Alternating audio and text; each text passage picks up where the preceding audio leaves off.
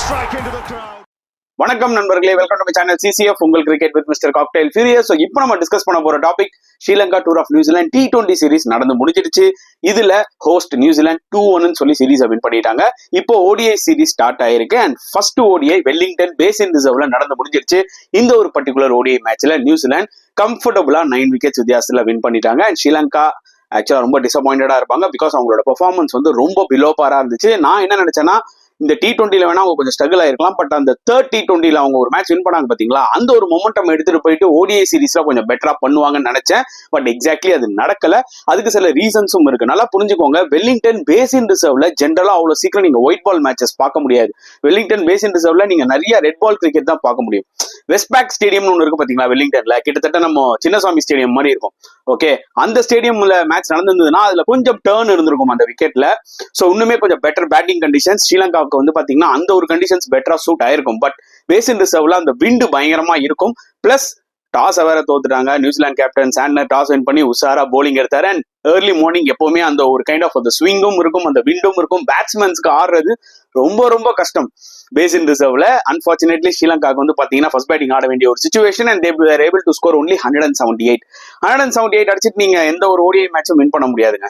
ஏன்னா Wellington basin ரிசர்வ்ல ஜென்ரலா இனிஷியலா அந்த ஒரு 1 or 2 hours ரொம்பவே கஷ்டமா இருக்கும் டெஸ்ட் மேட்சஸ்லேயே.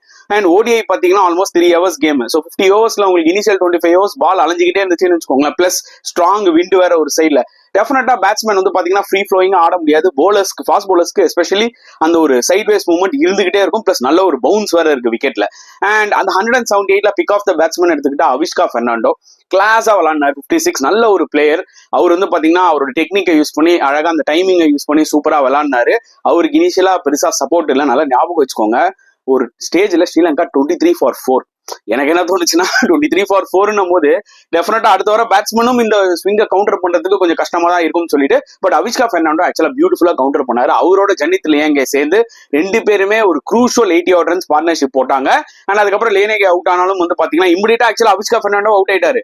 சரி 150 சுட்டிடுவாங்க போல நியூசிலாந்து அப்படின்னு நினைக்கும் போது பாத்தீங்கன்னா ஒரு சின்ன சின்ன கான்ட்ரிபியூஷன்ஸ் ஃப்ரம் சமிந்து விக்ரமசிங்கே. அவர் ஒரு 22 அடிச்சாரு. அசரங்கா ஒரு almost run ball game 33 balls 35. இதுதான் மெயின் ரீசன் அவங்களுக்கு அட்லீஸ்ட் ஒரு 178 அச்சீவ் பண்றதுக்கு. அண்ட் நியூசிலாந்து போலிங் எடுத்துக்கிட்டீங்கன்னா pick of the bowler Matt ஹென்ரிங்க சூப்பரா போட்டாரு 4 wickets. அதாவது நல்ல கண்டிஷன்ஸ்ல மேட் ஹென்ரி நல்லா போடுவார் நியூ பால்ல.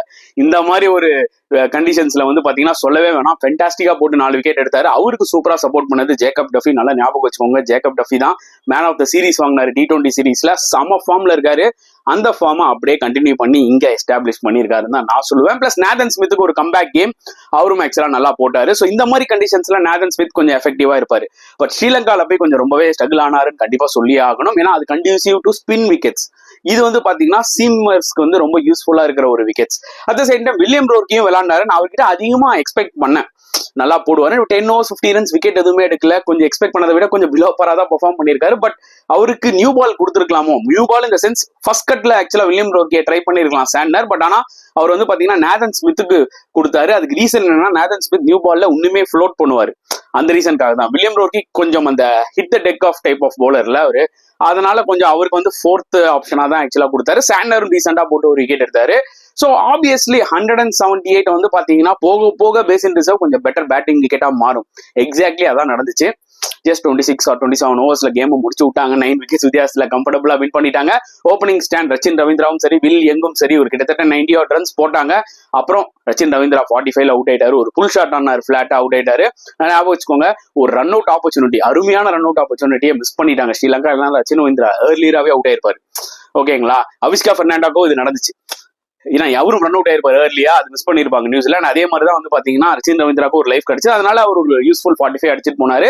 அதுக்கப்புறம் சாப்மேன் வந்தாரு. ஸோ சாப்மேனும் யங்கும் சேர்ந்து கேமை முடிச்சு விட்டாங்க. யங் ஃபென்டாஸ்டிக்கா விளாண்டார் ஃபார் 90 runs. நல்லா ஞாபகம் வச்சுக்கோங்க, Will Young is one of my favourite player recent டைம்ஸ்ல ஃப்ரம் நியூசிலாந்து. நான் ரொம்ப நாளா சொல்லிட்டு இருப்பேன் வில் யங் நல்ல டேலண்டட் பிளேயர் அப்படின்னு சொல்லிட்டு. அன்பார்ச்சுனேட்லி டெஸ்ட் டீம்ல ஒரு நாள் உடச்சிக்கிட்டு போக முடியல. ஏன்னா கான்வே நல்ல ஃபார்ம்ல இருந்தார். இப்போ ரீசென்ட் டைம்ஸ்ல கான்வே ஃபார்ம்ல இல்லாததுனால என்னன்னா வில் யங் உள்ள போய் அந்த ஆப்பர்ச்சுனிட்டியை கிராப் பண்ணிட்டாரு. அதோட முக்கியமா என்ன வில்லியங்கோட கெரியரே ஒரு சேஞ்ச் ஆச்சுன்னு பாத்தீங்கன்னா, இந்தியால கேன் வில்லியம்சன் ஆடாதனால வில்லியங்குக்கு ஒரு ஆப்பர்ச்சுனிட்டி கிடைச்சது.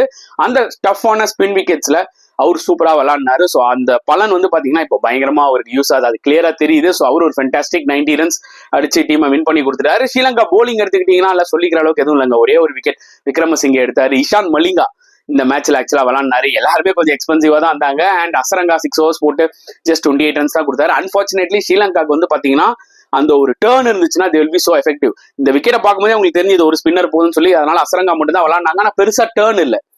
இது ஒரு சேலஞ்சா இருக்க போகுது இந்த ஓடிஐ சீரீஸ்ல ஸ்ரீலங்காக்கு. என்னன்னு பாத்தீங்கன்னா அடுத்த மேட்ச் ஹாமில்டன்ல விளையாட போறாங்க. அங்க டேர்ன்லாம் நீங்க சத்தியமா எதிர்பார்க்கவே முடியாது.